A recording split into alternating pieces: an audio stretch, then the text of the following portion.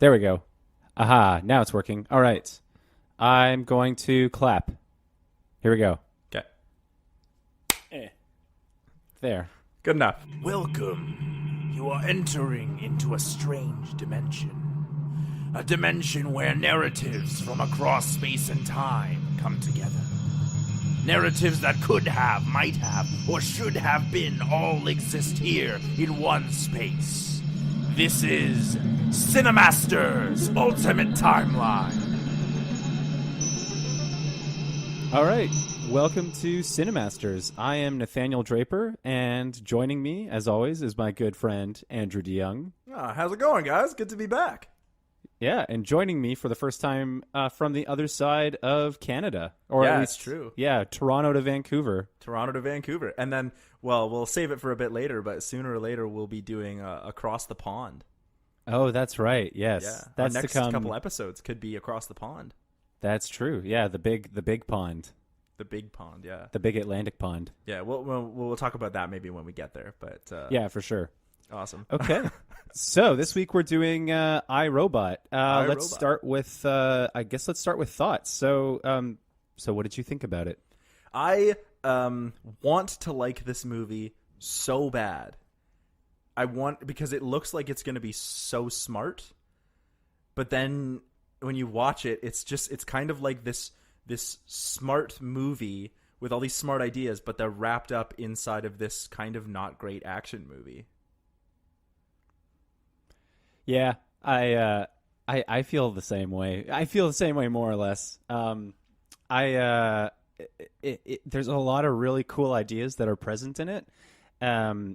Specifically what I really liked was the whole idea of Vicky, this central AI entity that's trying to imprison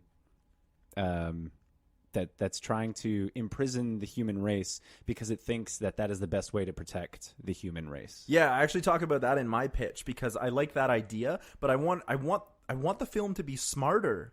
It clearly wants to be smart. It clearly wants to go sci-fi, but I find the movie lacking. Like, I'm like, why was that decision made, or why did it go this way? Like, I don't know. It needs more. I also find that the characters feel kind of like caricatures of themselves. Oh, yeah. No, Like I get what you mean. Sometimes Will Smith will say something, and I'll be like, okay, but why? You know what I mean? Like he'll just say, and I'll just be like, that's not, like, it's supposed to be a one-liner, but like, oh, it's so frustrating. And then what's her face? Dr. Calvin is like, when we first get introduced to her, it's like she's like this almost robot herself. You know what I mean? She's so straight-laced and like, oh, I don't know. I was really frustrated by the lack of depth there. It's almost, interestingly, I don't know if this was a creative choice, but it almost feels like Sonny is the most real actor. Or, I mean, it's Alan Tudyk, so I love Alan exactly. Tudyk. Who also played in Rogue One. He played the large robot that like hangs out with them. E38 or something. K2SO or something. Yeah. Yeah, and I don't know. So that well, it's interesting that you bring that up. Go on. Yeah, well, I was gonna say it's interesting that you bring that up because I felt the same way. I personally felt the best scenes in the movie were the scenes with Sonny in them. And I agree. Part of me was like, well, you could probably just cut everything else and just have the scenes with Sonny, and it would be a pretty compelling movie. It'd be a short story, a short movie. It certainly would, which would actually be more in line with the original iRobot book. And you've read the book. No, correct? I haven't. That's what's interesting about this pitch is you've read Isaac Asimov, haven't you? I've only read this one. I don't think I've read anything else by Asimov, but I've read iRobot.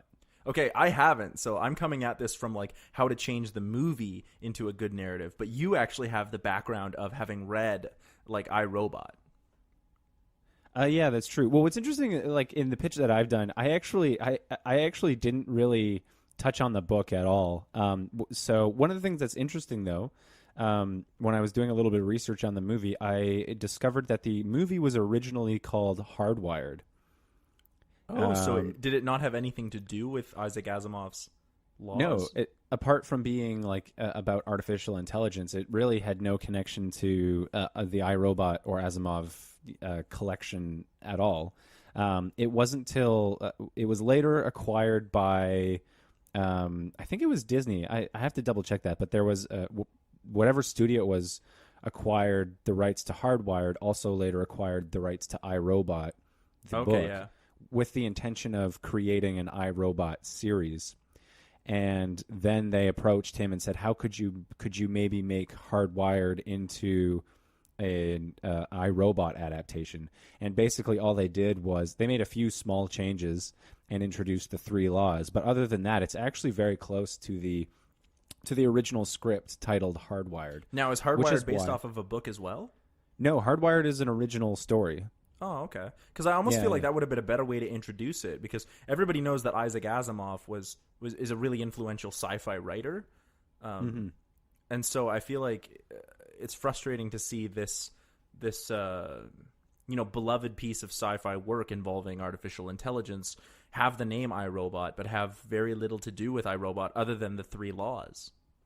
Yeah, well, what's interesting about the original book, iRobot, so the original book is more like a collection of short stories. It's not a continuous long narrative. There's characters that recur throughout the story, but each short story is basically, you have this character, Susan Calvin, and she is basically, she's a robot psychologist, and she goes into these situations where she has to basically diagnose the robots and figure out what is causing them to malfunction.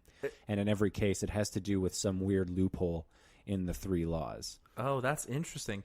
Honestly, that sounds like a really compelling pitch for a TV show. Absolutely. I actually think it would be a great TV series. Like, just do each episode on like robots sort of and the Turing system, and that sounds really compelling, actually. Oh yeah, I would agree. Yeah.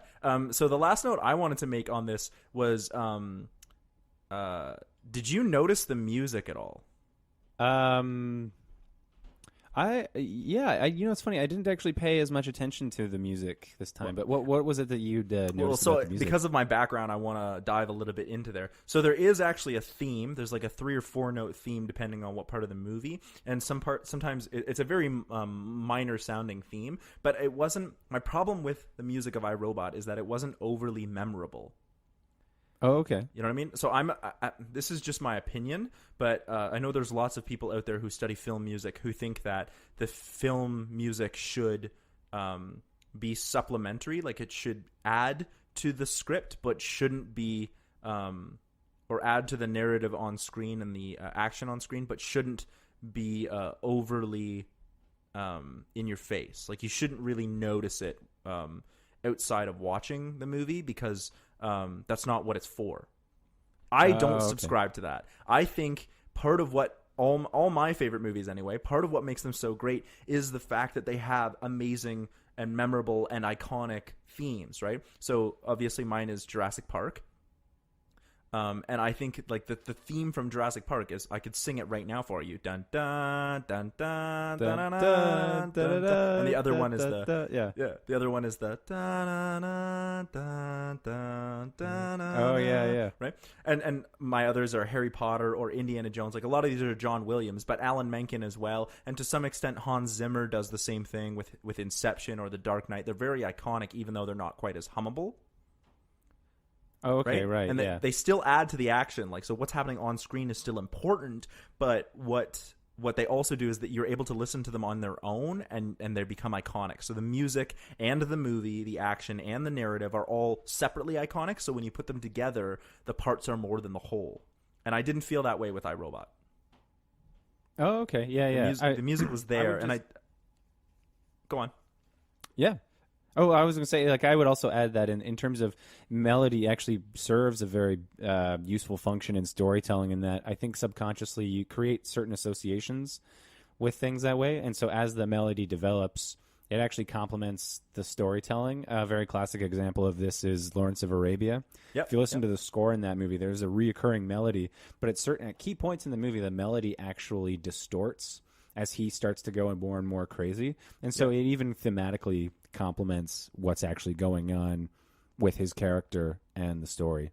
Yeah, you can see a lot of the same thing happen when in Lord of the Rings, where certain themes become indicative of places or people. So, for instance, like the Hobbit theme is that, like the Shire, sorry, not the Hobbit theme. The Shire has its own theme. And so when you hear that theme, you start to associate that melody with the Shire. And I could go into more detail about how and why that song was built for the Shire. It has to do with pastoral elements, and it has to do with stuff like that. But I want to get back to iRobot and specifically say, like even though there was a theme, because I dug it up and I found it and I listened to parts of the movie to get that theme, and I could recognize it by the end of the movie, and I could recognize when it was major thematically or modularly or minor modularly, and how it worked its way through. But I didn't find the melody super iconic.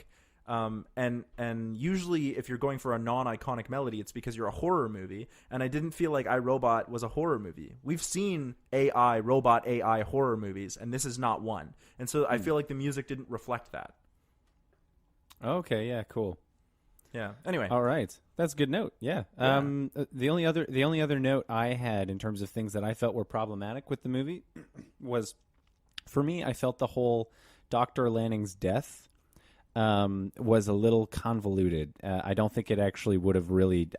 I feel it was a very convoluted way in terms of to actually make a point about how what's going to happen is a bad thing and needs to be stopped.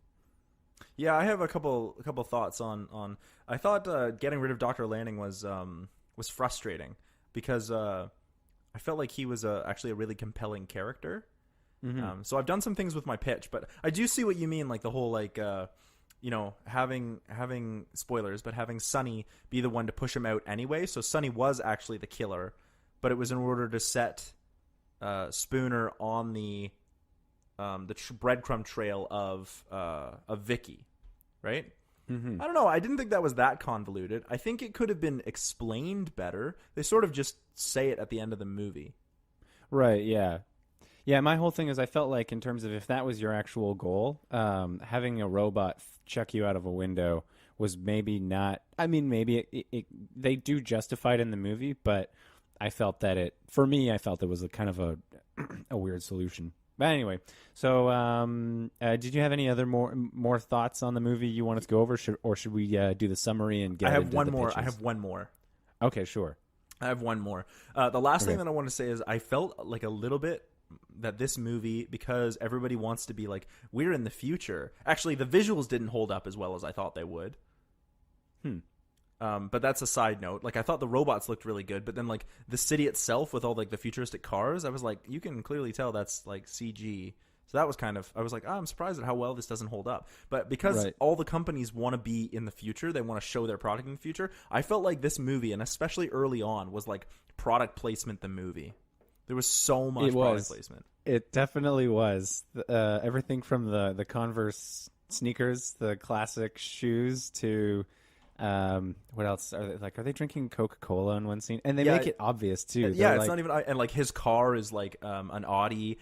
But from the future. And then even like in the very first scene where he like wakes up and he like opens the door to go outside, and there's a FedEx robot, and you're like, it's everywhere. It's egregious. I don't. It's yeah. And the last thing that I want to say is that oh no, I've forgotten it. I wanted to say that I don't like Spooner's character motivation. Oh yeah. There's one scene in there. There's one scene in there where he's always like anti-robot, and you can clearly tell he has this anti-robot sentiment, and then he has a GPS on and listens to it. He's driving the car, and the GPS is like, turn left here. So even though he's driving manually, he still has his GPS on. And I was like, that's kind of backwards.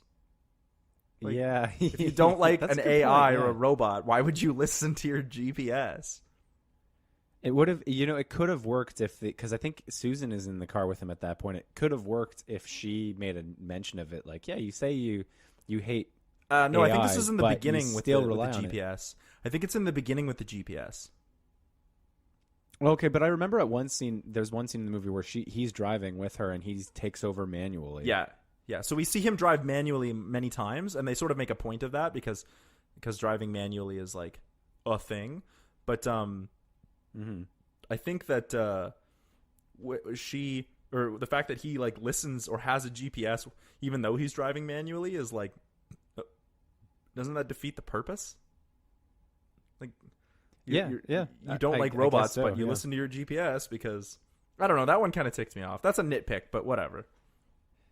Well, actually, I was going to say I actually did have another note that was similar. I felt like I was actually not a fan of his character in general, and I thought what bugged me specifically, maybe this is more of a personal thing, was I find stories where the character has a preconceived bias and it is all about them just confirming their bias. I find that kind of annoying in storytelling. In the end, there's a little more like it is nuanced a bit in that he finds that okay, AI can be good or AI can happen, because the whole story is really So my thing is I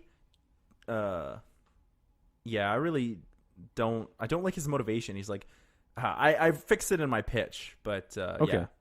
But yeah, last... I know what you mean. Yeah. The last number, I agree. I don't really like his character either. His motivations are weak, and his character's kind of like he plays like a caricature of himself. It's literally like, what if we put Will Smith in the future with robots? Like, it feels like he's just playing Will Smith. Like, if you've seen Men in Black, he's just playing the same character. And Will Smith isn't a bad actor. I think he's great. Yeah. Yeah, in this movie, I just feel like he's just playing Will Smith. Yeah, exactly. And it was kind of those throwaway lines that a lot of them you just kind of roll your eyes at. You're like, oh, really? Like, thanks. Yeah. The last thing that I want to say about notes is, why is Shia LaBeouf even in this movie? That was the best part, man. No! Oh, sorry. I think I just clipped the microphone. But, like, I do not like Shia LaBeouf. If I didn't make that clear in Temple of Doom and how much I do not think he is a good actor. I don't have anything against him. I just, like, first of all, in this movie, he doesn't need to be in it. Like, his character is so not necessary. And it's true. Why is it... I guess my real anger from Shia LaBeouf comes from, why is it always Shia LaBeouf?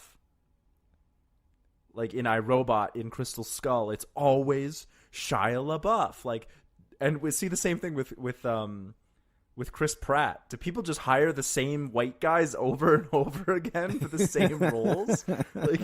Like, oh, we need a standard action adventure character. Gee, why not Chris Pratt? Like, Chris Pratt is great, but like there are so many not white people or other white people who aren't named Chris. Right, or Shia. Oh, Shia. Well, there's not a lot of people named Shia, but whatever. Why don't you bring us into the summary? Okay, here we go. Here's my long summary, which I've tried to keep short. Okay. After an introduction to the 3 laws of robotics and a flash of images hinting at a flashback, Will Smith, playing a police officer named Del Spooner in Chicago in the year 2035, is introduced to us in a routine morning sequence which involves him singing along to Stevie Wonder's Superstition and rocking a new pair of Converse All-Stars. It's established that he mistrusts artificial intelligence in a visit with his grandmother or mother. I'm not actually sure. Great-grandmother, I think. Okay, yeah, so it is his grandmother. No, great-grandmother. Oh, great-grandmother. Oh, I think that's why he calls her Gigi. Okay. Got it. Yeah. When a famous inventor by the name of Dr. Lanning is found dead from what is perceived to be a suicide, Will Smith's character, Del Spooner, is sent to investigate. Upon arriving at the crime scene, finds clues to suggest that Lanning's death was not a suicide. While examining the scene, an android escapes. Will Smith is introduced to Susan Calvin, played by Bridget Moynihan, who introduces him to Vicky, the central brain for the artificial intelligence system. Susan then helps Spooner track down the rogue robot, and upon capturing him, he's taken into interrogation where Spooner interrogates the robot, who names himself Sonny. Sonny is insistent that he did not murder Dr. Lanning, but instead made a promise, which is undisclosed at this time. As Spooner continues his investigation into why Lanning died, Susan is tasked with decommissioning Sonny, and in the process, Sonny reveals his own anxieties around death. While Spooner continues his investigation, investigating AI around the city. Sorry, as While Spooner continues his investigation, AI around the city start malfunctioning, putting him in positions of peril. After being attacked by robots on an underground highway, he is unable to convince the police. Where was I? He's unable to convince the police chief that something is trying to stop him, and he loses his badge. But this does not stop him from continuing the investigation. Susan creates a backup for Sonny's mind, and the three of them now work together to solve Dr. Lanning's death. The three soon discover that Vicky, this is the central AI brain, has taken control over the city with the goal of imposing her own laws to control humans for their own protection. After a dramatic battle involving robots, guns, and the disregard for the laws of physics, Spooner kills Vicky with the same chemical meant to decommission Sonny. Sonny and Spooner shake hands in a final act of understanding. Sonny admits that he killed Lanning, as it was a request from Lanning, whose death would later spark the investigation to stop Vicky. Sonny then goes to the storage containers where the new AI are being put into storage, and he stands on this hill, and then you're left wondering, like, what happens He's the new next? Robo-Jesus. Yeah, He's or Robo-Jesus. Robo-Moses or something. Yeah. Or Robo-Jesus. I like the way that. you said with a disregard for the laws of physics. That made me crack up. I tried not to interrupt you, but I laughed. Well, yeah, I mean, at least in my mind, that's kind of how it went down. Yeah, I enjoyed that. Yeah. It is All funny. right, so... there is, I mean, compared to Temple of Doom, there is like an overarching plot. Mm-hmm. Well, it was funny. Like even like in writing it, I went, "Oh, there is something here. There's definitely like there's some cool ideas in here." Yeah. What I wanted to know is how much of it was like hijacked by a studio. But in the interviews I read with the writer, I read one interview before he'd seen the cut, but he'd seen the draft for the shooting script, and he said that he liked the shooting script. So I don't know. I don't know how he feels about it in retrospect. I didn't do that much digging up on it, but one of my curiosities is how much of it was he had this great idea that was studio hijacked. Of course, in my mind, studios are evil and are trying to undermine writers all the time. But that's because you are a writer and a director, so. Yes, yeah. So it's just that's just logic for me. I also think I also wonder like how much of the writers, like the integrity of the writer's original creation or director's original creation is kept when we see a movie, because and we touched on this a little bit with the Fantastic Four reboot and how much of that was reshot because the studio didn't like it. Mm-hmm. But we hear about that with Suicide Squad too. That was reshot, and even so yeah, I wonder like even did the studio get a hold of it and wind up reshooting? Like how much of this was reshot after the fact? I actually don't know. I haven't read anything to indicate that was what happened. Yeah. Anyway, do you want to start, or would you like me to start? Well, I was going to say you start, but before we get into pitches, I just wanted to ask some maybe some more abstract ethical questions in regards to artificial intelligence. So I'm going to just say, I actually think Vicky was right. Wow, that's a bold statement. I think it would be better for the human race if we were put under adult supervision from a highly intelligent robot that would basically fix all our problems, and we could just sit in our rooms, read books, and watch TV while global warming is solved and poverty is solved and all these. Because that's basically what she's saying. She's saying, I'm trying to save you from yourself. Yeah. And we're not doing that. So my question was, do you think it would be better for an AI to run the world, even if we sacrifice some of our own freedoms, but if it meant saving the planet from the threat of global warming and nuclear war and all the various existential threats that threaten us today? Plus the fact that we'd save ourselves from ourselves. So like nuclear, not just saving the planet, but saving humans. Mm-hmm. So I actually don't disagree with you. I think Vicky does have some points. I also like the idea of not having to actually work, where like Vicky could just be like, I've solved all your problems. Now you can just sit at home playing video games. Or like, isn't that utopia? Or like, isn't that the dream? You can sit at home doing podcasts about whatever you want now. Yeah, exactly. So I think there's some merit to that. My only problem with Vicky's way that she goes about doing it is she does do some killing. Yeah, exactly. And I would agree with you. If we could get away with nobody gets hurt, then I'd be okay with it. The issue there is as soon as you take away people's freedoms, people will always fight back. Yeah, exactly. And I'm in agreement with you there. I would never advocate for people having to die to do that.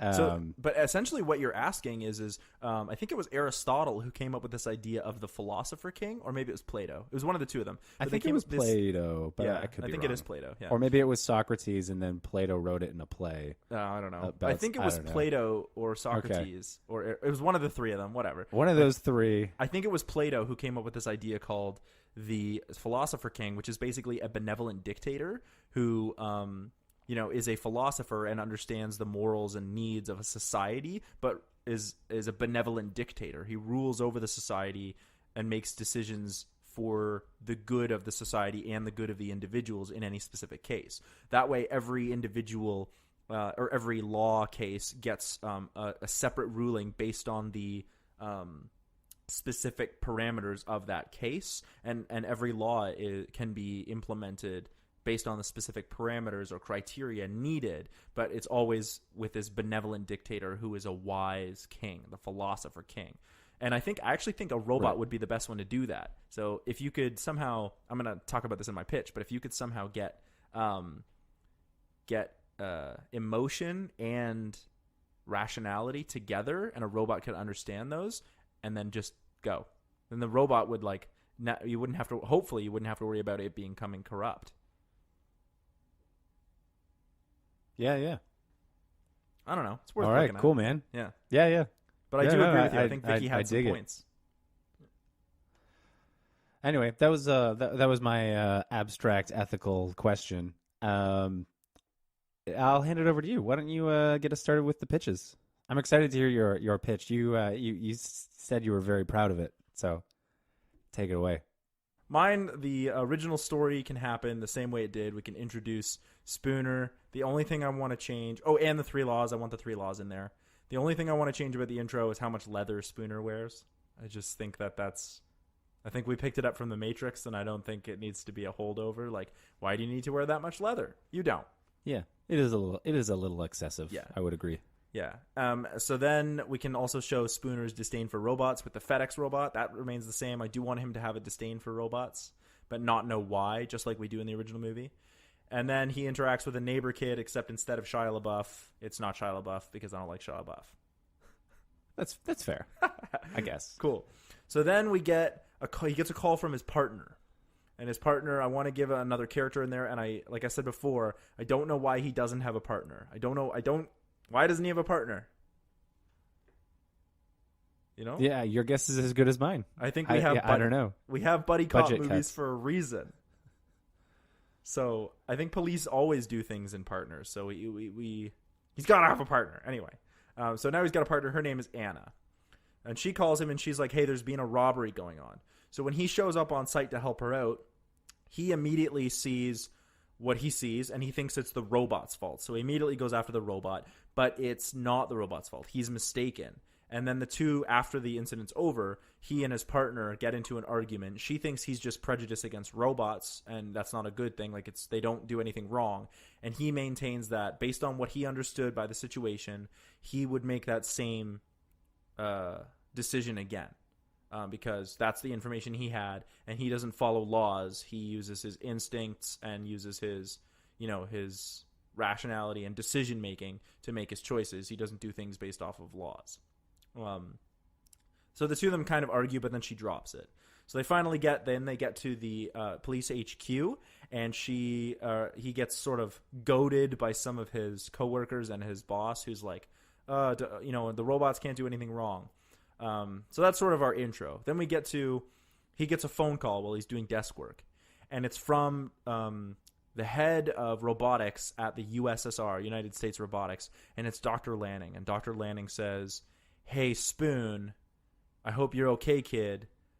Like, so clearly there's some familiar relationship, but you got to get to the USR headquarters because there's been a murder. And so Spooner and Anna they're like, okay, there's been a murder at USR. We got to get there. They get to USR, and the murder scene is the same that we saw, like out the window. But it's Dr. Lanning, the one who called Spooner, who's the dead person. And so Spooner's like, I don't understand. How could, did he call? Was this a suicide note? But then the time in the original, you mean? No. Like Spooner's like, is this a suicide note? Like, did Oh, yeah. Sorry, you're speaking in the character's voice. Okay, yeah. Sorry, yeah. please continue. I am speaking in the character's voice. Yeah, is this a suicide note? Like, did he call just to say he was gonna die, but he's like, no, he specifically used the word murder, and then they find out that the time of death was actually before the call went out. So somehow a dead man called him. So then they have the same meeting. Anna and the CEO have the same meeting that goes on in the movie, except with the addition of Anna. Then we meet Dr. Calvin, but instead of being a like on anthropomorphology of robots, making them appear more human, she studies robotic learning and robotic psychology. So more in line with what you were talking about the movie or the books, the original books. Oh, okay, yeah. So she studies like robot psychology, or it's not real psychology because they don't have AI yet. But, she studies like robotic learning and stuff like that. I think that would just be cooler. So then inside the office, so like we get introduced to Vicky by Dr. Calvin, by Susan Calvin. And then Anna and Spooner are investigating the office of Dr. Lanning. So inside the office, they find that he has been running a program on his computer that launches a hologram. And when that was the last program he was working on. When they launched the hologram, it basically is like, it looks and interacts like Dr. Lanning. And it appears to be like a perfect replica. And he was working on how to replicate behaviors and patterns of humans, specifically his own, in a more complex way. And it appears to be the beginning of how to mimic human intelligence. So he had been working with his own. And then, but curiously, the program was abandoned a long time ago until just before he had died. So then the hologram the hologram Dr. Lanning interacts with normal people like a normal person, but it cannot tell them how Dr. Lanning died because the hologram wasn't present for it. So it's not a witness, right?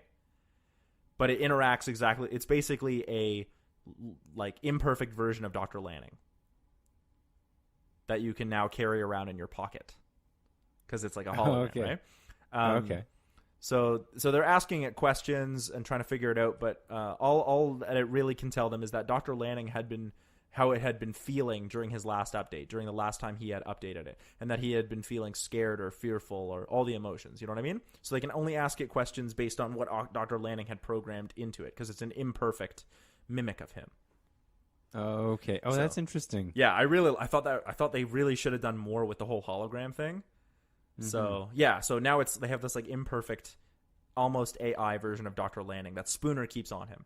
So at this point, Spooner can ask Dr. Calvin how the program knows fear or other emotions, right?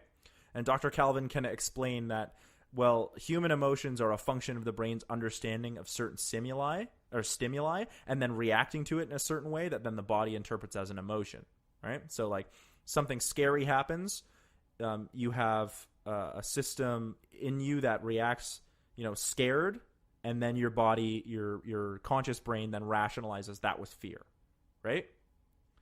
So she then says, like, if a robot was complex enough to have artificial intelligence, then it may also be possible for it to have programming or protocols that would react like emotions if it was programmed that way, right? So that way we can say, like, artificial intelligence and artificial emotions are actually basically the same thing. They're just different protocol that interact the same way. You follow me? Yeah. Cool. So then Spooner can investigate the safety glass and do that whole thing with the safety glass. Meanwhile, Anna is looking around the rest of the room, and while both are questioning Dr. Calvin, who once worked closely with Dr. Lanning before he became a recluse. So they're kind of doing like they're both asking questions while poking around the room. I just think that would be an interesting shot to show like the two of them doing stuff. Then Sonny can jump out at Dr. Anna, and both she and Spooner try to shoot Sonny, but he escapes like in the original movie, and Dr. Calvin explains that even though they shot at Sonny, the new NS5 models have been made, all of them have been made with stronger alloy for better durability and lastability, so that also means that bullets have less effect on them, right?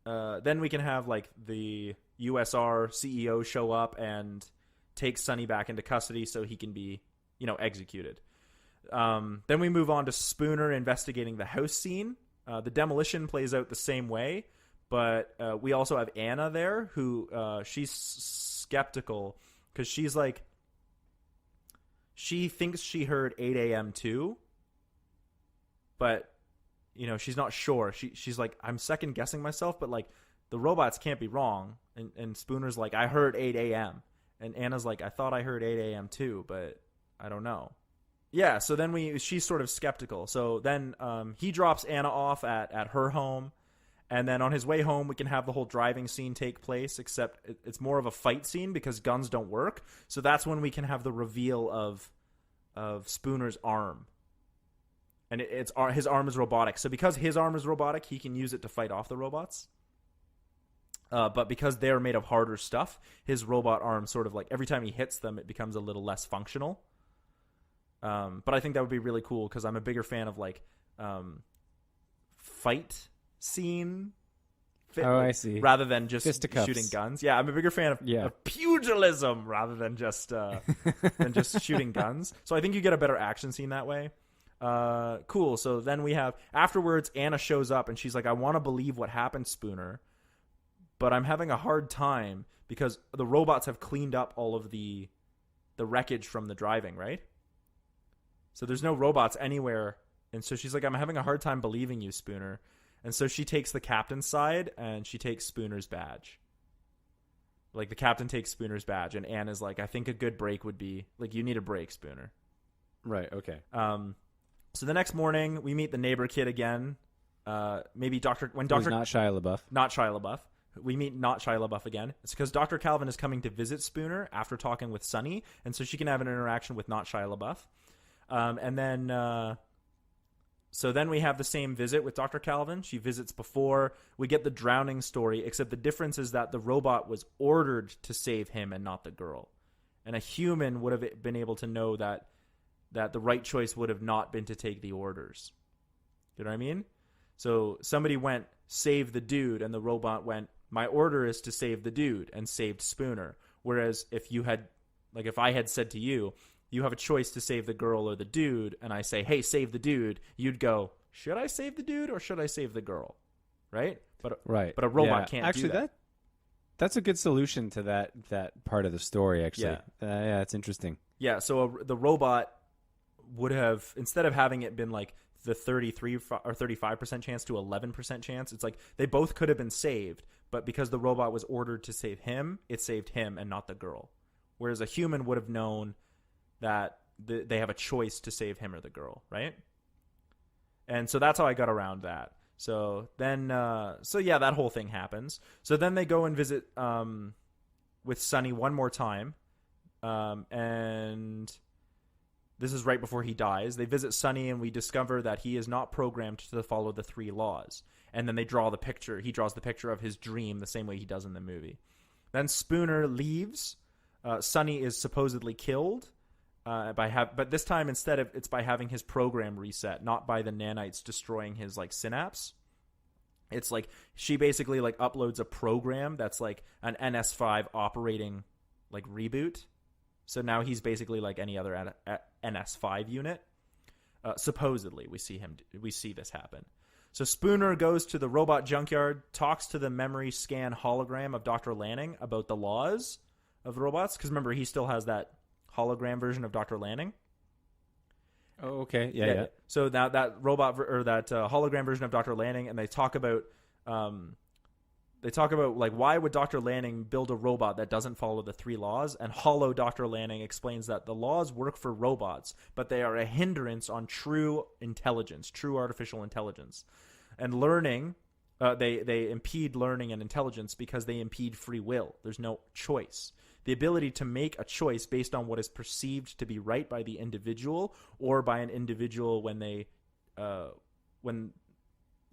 you can't make choices when you're bound by laws that stop you from making choices. So humans break social and societal laws all the time, and it's not always a good thing. But when we make the choice, we choose to do so or we choose not to do so, and that's what makes us human. The right to choose is what makes true intelligence or artificial intelligence. And that cannot exist with authoritarian laws that limit the amount of choice and freedom on a robot. Okay. I'm just going to... Have you seen Clockwork Orange? I've not seen Clockwork Orange. Okay. That's a theme in Clockwork Orange. Oh, well, I'm glad I guess tie that back into Clockwork Orange, yeah. Yeah, there you go. Yeah, so then at the junkyard or the storage facility, the new NS5s attack Spooner. He calls Anne rather than Dr. Calvin and tells her to meet him up at the USR facility. The citizens get angry because of their freedoms and choices are being revoked, just like we talked about with the robots. So when you have an authoritarian set of laws, so he starts talking, you know how they start talking about curfew? Mm-hmm. Yeah, so when they talk about the curfew on the robots, we get the same thing. It's like, if free will doesn't exist, then there's no point in being human. We make choices and we live with those choices. So then we see that whole thing. Anne and Spooner need to get into the USR building to stop the CEO, who they still think is the bad guy. So they get Dr. Calvin to help them out, who tells them Sonny is alive and on the inside. That part all stays the same. Everything plays out the same here, other than Spooner realizing it's Vicky. And so when we realize it's Vicky, she's been manufacturing enough NS5s to take over or to control the human population because she controls the factory. Oh, okay, right. I felt like that was... It's robots making robots. Right. So I felt like that was too much of a loaded gun. In the original movie, they talk about robots making robots, but they don't do anything with it. That's right, yeah. So they throw it out there. Yeah. I feel like because Vicky controls it, she's been making excess robots. So now there are more robots than there are humans in order to protect the humans. And Spooner's like, I told you so. Like, how could you do this? Like, I knew this was going to be a thing. Robots making robots. So then, everything plays out the same there. Yeah, cool. So then Vicky also explains that the laws, she's still following the laws because a robot must not harm another human being, including through inaction. That's the first law, right? Mm-hmm. So she states that inaction would be allowing humans to do harm to themselves, which they have been doing all along. So that would be too much inaction to her. So she decides that she cannot do that inaction and now is going to protect humans through action, through this authoritarian action, robotic regime. Spooner explains that is always human choice to make. It's having the free will and intelligence. But even if we make the wrong choices, which humans often do, but it's still what makes us human, what makes us intelligent. It's the ability to choose even if it's wrong. Yeah. Not just following a set of programs or laws. So after that, everything plays out exactly the same way, except there's more punching and less guns because I think that makes for better action.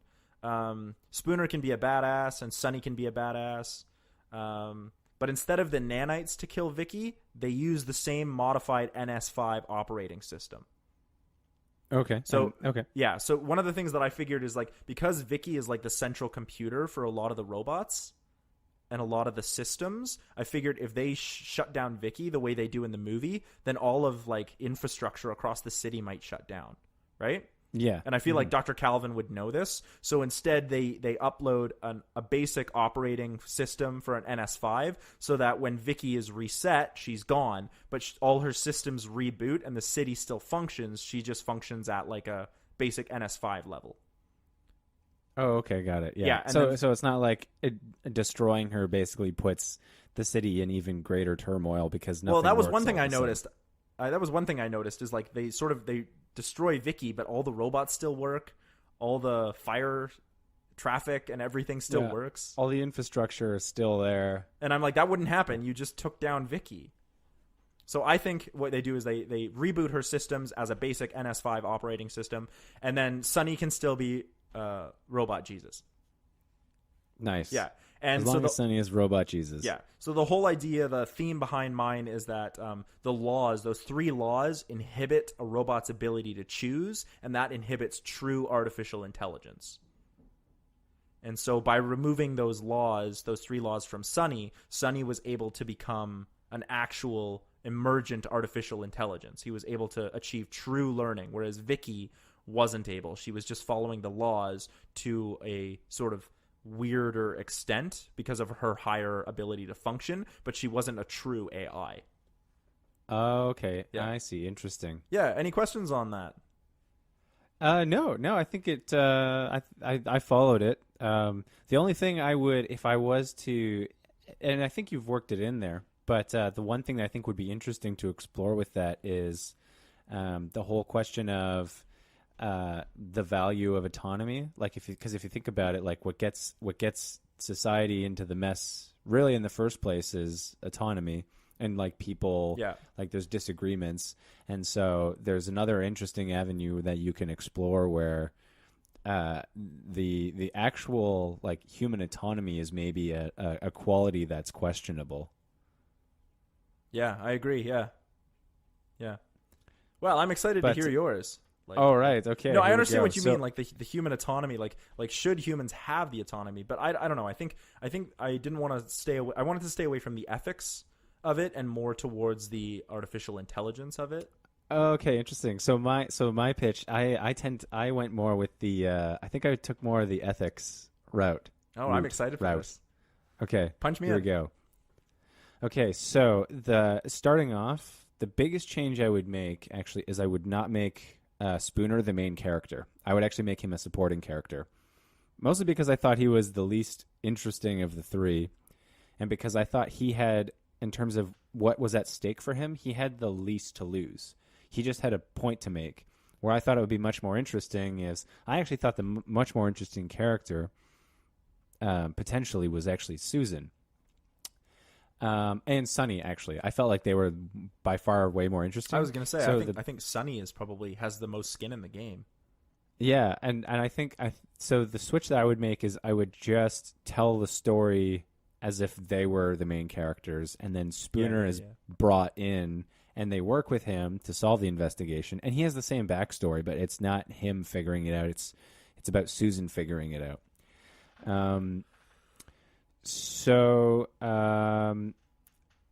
Let's see here. So the thing that remains the same is Dr. Lanning builds Sunny, and he builds him as this different. He wanted to create something that was different from all the other AI.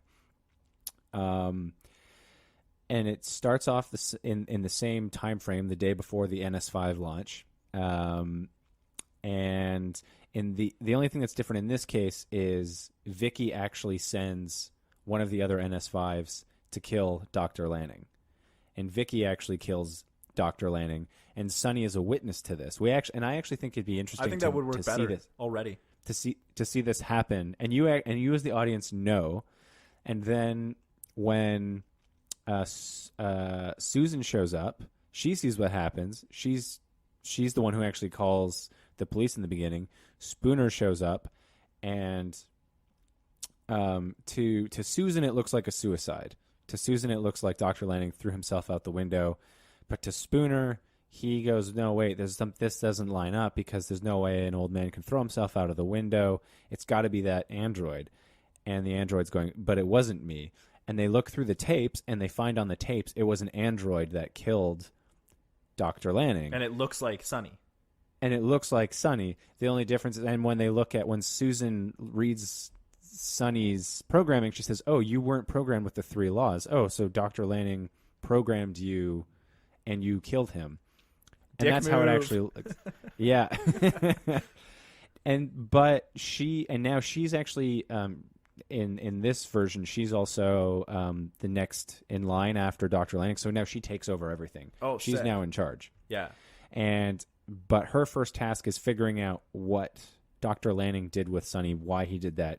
She's eventually going to destroy him, but she wants to figure out what happened. And then you have a series of scenes where she's performing tests on Sunny, doing like the psychology component, asking him questions, and then he starts talking about like he doesn't want to die. He's insistent that he didn't kill Dr. Lanning. Dr. Lanning, he created him. He doesn't know why he was created, but you have Sunny now showing signs of feeling. And Susan recognizes that, and she's starting to question whether Sunny should actually be destroyed, even though he killed Dr. Lanning. Yeah, we see that in the movie already, but I think they should have played it up, like you're saying, play it up more. Mm-hmm. And then on the side of this, you have Spooner going along, and he's doing just his due diligence, in following through with the case. And you have the same scene where he goes to Dr. Lanning's house to find any clues as to why he's actually helping Susan try and figure out why Sonny was built. And then when he goes to Dr. Lanning's house, then there's the scene with the machine outside that demolishes the house. And this time when he goes to tell Susan about it, Susan believes him because she started seeing something strange with Sonny, and to her things aren't adding up either. Yeah.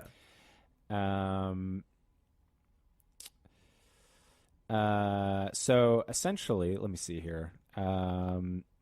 It's from this point, it's played up as though it's from their point of view. They think that the company was trying to kill Dr. Lanning, and they can't figure out why.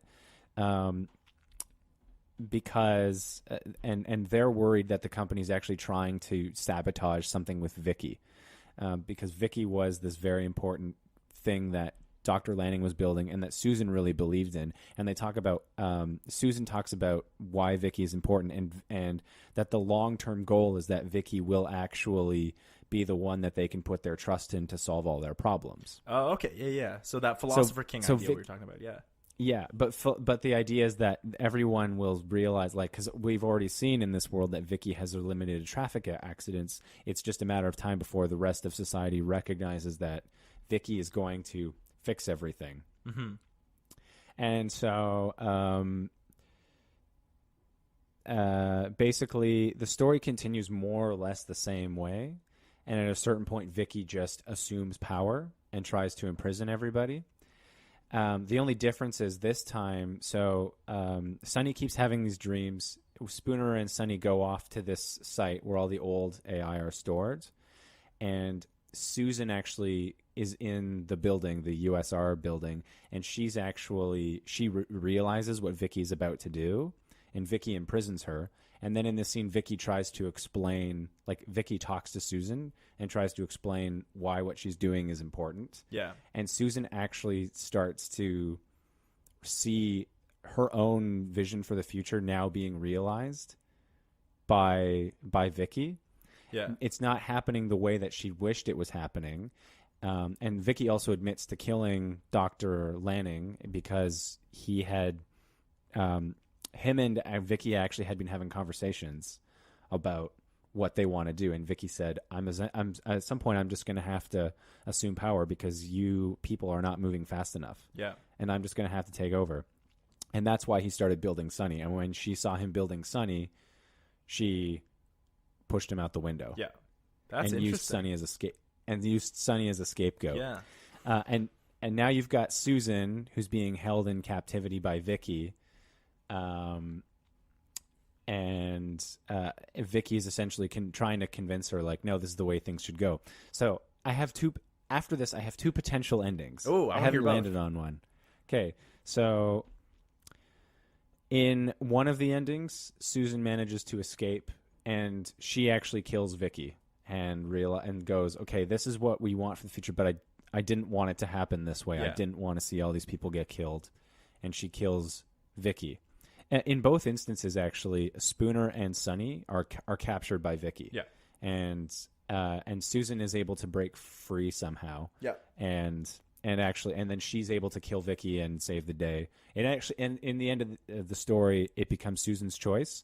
But in the first version, like I mentioned, she kills Vicky, but in the second version, she doesn't, and she goes, "No, actually, I think Vicky's right." I actually like the second version better. I think it fits better with your theme.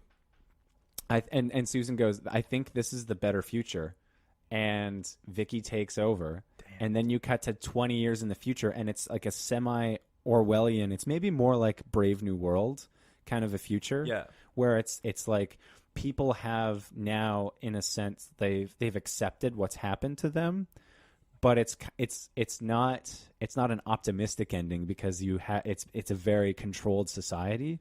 So you have people. I don't know.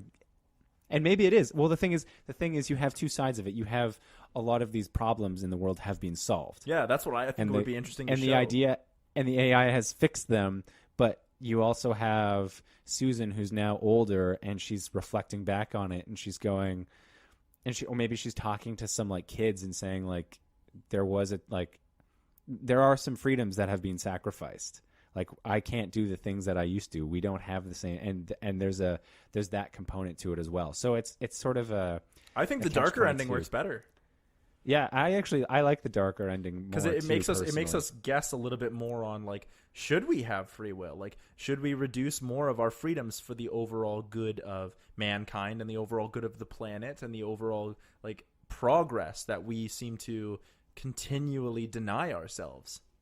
Exactly, and that's the question that's really at the heart of my version. Yeah. So it's actually it's very similar to what was written. The solution is different. All I've really done is just shifted it so it's about Susan and given her something given her a point of view that's at stake for her, that's challenged. Yeah.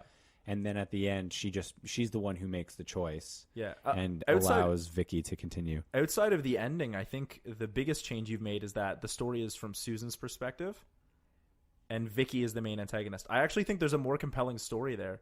I think your version actually changes the story less than I did. You just changed viewpoints and then changed the ending. Yeah, more or less. Like yeah. yours. I thought I was really proud of mine, but you almost in the simplest way possible took the story and was like, "This is a good story, except it's told from the wrong point of view." It was amazing how much you can actually, how many movies you can actually do that with. I gotta think about my pitches more because I usually try to stick close to the story and change them narratively, but I've never thought about changing point of view. That's a really interesting idea. Well, if you think about Wicked, the musical Wicked, that's what Wicked is. That's what it is. Yeah, it's like, let's take Wizard of Oz and write some more bitchin' music. Yeah, yeah, exactly, and have it from Alphaba's perspective. Yeah, exactly, from the antagonist of Wizard of Oz, and it's a very compelling story. It that is way. huge. I actually prefer it over the Wizard of Oz.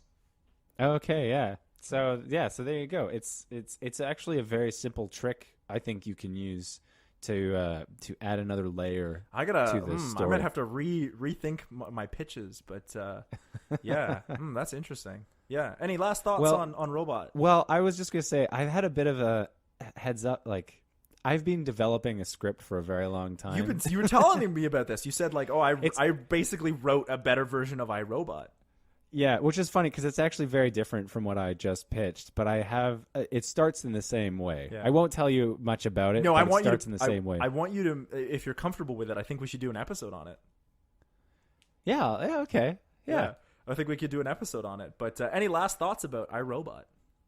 I think that was it. Really, I think I mean, we talked about it at the beginning, but there was a lot of cool ideas.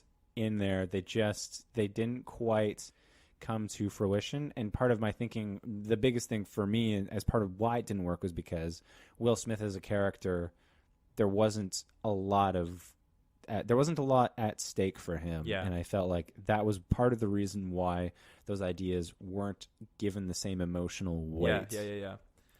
The only thing for me is I felt like I said before, this was a smart movie with smart ideas, but they weren't explained. So I think if you want Spooner or Will Smith's character to be the main character, it's fine because he's sort of an everyman and you can have things explained to him, but then they never actually explain those things. So what I tried to do a little bit with my script was have Dr. Calvin sort of explain what the Turing test is, what the Chinese room is, how artificial intelligence can mimic human intelligence, how artificial intelligence is different from human intelligence, how emotional protocol and programming can actually mimic human emotions on the same level. And that, because in humans we often talk about emotions and intelligence, like rationality, as two different things, when they're not. They're both like human programming, and I think you could mimic them in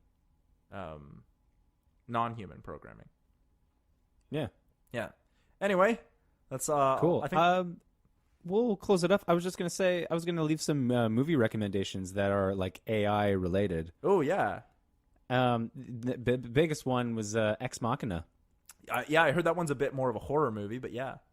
It's definitely more psychological thriller, but in terms of artificial intelligence, I think it's fantastic. And my other favorite movie about artificial intelligence is WALL-E. WALL-E. I was gonna say WALL-E's a great one, but I'm gonna counter you with WALL-E and say Big Hero 6.